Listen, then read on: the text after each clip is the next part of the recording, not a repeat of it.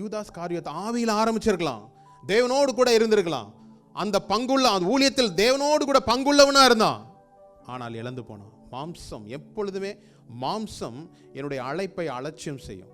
என்ன பெருசா நீ கண்டுட்ட, என்ன பெருசா உனக்கு கிடைச்சது, என்ன பெருசா நீ சாதிச்சிட்ட, இப்படி ஒரு சத்தம் உங்களுக்குள்ள வரும்போது கிறிஸ்துவுக்கு எதிராய் தோன்றுகிற ஒவ்வொரு ஆலோசனையும் உங்களை என்ன செய்யும்?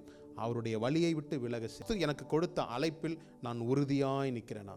ஆரம்பத்தில் நான் கொண்ட அந்த உறுதித்தன்மை இப்பொழுதும் இருக்குதா? இன்னைக்கு உங்களை பார்த்து சொல்றேன், உங்களுடைய வாய்ப்புகள், உங்களுடைய அழைப்பை நீங்க அலட்சியம் பண்ணாதீங்க. எனக்கு பெருசா ஒன்றும் அழைப்பு இல்லையே பாஸ்டர் அப்படின்னு நீங்க நினைச்சீங்கன்னா, உங்களுக்கு வேலையை கொடுத்திருக்கிறாரா? வேலையே உங்கள் அழைப்பு. குடும்பத்தை கொடுத்திருக்கிறாரா? அந்த குடும்பத்தை அவருடைய வாழ்க்கை, கிறிஸ்து சொல்லப்பட்ட வாழ்க்கையின்படி வாழ்வதுதான் உங்களுக்கு அழைப்பு. இது இல்லையே அது இல்லையே, எது இருக்கு அதுதான் அழைப்பு. அதில் நம்ம உண்மையா இருப்போம் என்றால் கர்த்தர் உயர்வை கொடுப்பது லேசான காரியம்.